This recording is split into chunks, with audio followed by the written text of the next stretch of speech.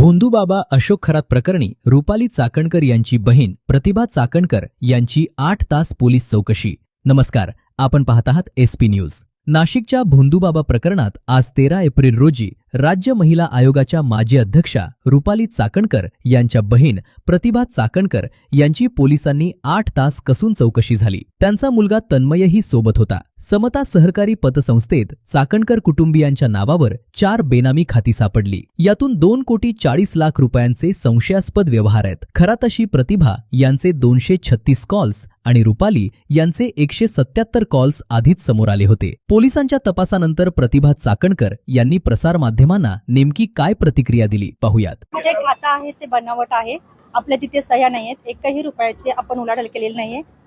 तुम्हाला कल्पना होती का समता पतसंस्थेमध्ये तुमच्या नावाची खाती कसं माहित झालं? आपल्या मीडियावरती पाहिलं आणि आम्ही आलोय। अजूनही आम्हाला कोणतीही नोटीस पोहोचलेली नाही। तुमच्या कागदपत्र पाहिली ती तुमचीच होती का बनावट होती ती?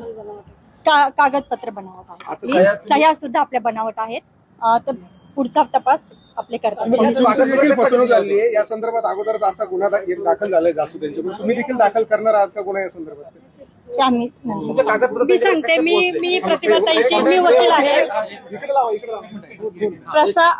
मी ॲडव्होकेट जयश्री काळे पालवे, मी प्रतिभा चाकणकर यांची वकील आहे। प्रसार माध्यमातील बातम्यांमध्ये जी माहिती प्रसारित झाली की प्रतिभाताई यांना पोलिसांनी नोटीस पाठवली, अजूनही त्यांना ती नोटीस मिळालेली नाही। परंतु बनावट खाती जी अशोक खरात यांनी काढलेली आहेत समता परिषदेची, त्याची माहिती देण्यासाठी प्रतिभा चाकणकर व तन्मय चाकणकर या ठिकाणी आज उपस्थित राहिलेले आहेत। त्या ठिकाणी संपूर्ण प्रकरण पाहिल्यानंतर त्यांनी असं सांगितलं की समता पतसंस्थेमध्ये आम्ही कधीही गेलेलो नव्हतो, आमचं त्या ठिकाणी जाण्याचं काहीही कारण नाही। सर्व प्रकरण पाहिल्यानंतर त्या ठिकाणी त्यांचा पत्ता चुकीचा आढळून आला। त्याचबरोबर या ठिकाणी नॉमिनी अशोक खरातनी स्वतःचा आहे, फोन नंबर सुद्धा त्याचा आहे। हे सर्व निश्चित झाल्यानंतर त्या ठिकाणी अनेक सह्यांचे नमुने प्रतिभा चाकणकर व तन्मय चाकणकर यांनी त्या ठिकाणी पोलिसांना दिले। सदरील टायपिंगसाठी या ठिकाणी बराच वेळ लागला आणि हे सर्व खातिरजमा झाल्यानंतर ते आता बाहेर पडलेले आहेत। पोलिसांना त्या वेळोवेळी सहकार्य करतील आणि तपासामध्ये मदत करतील। पण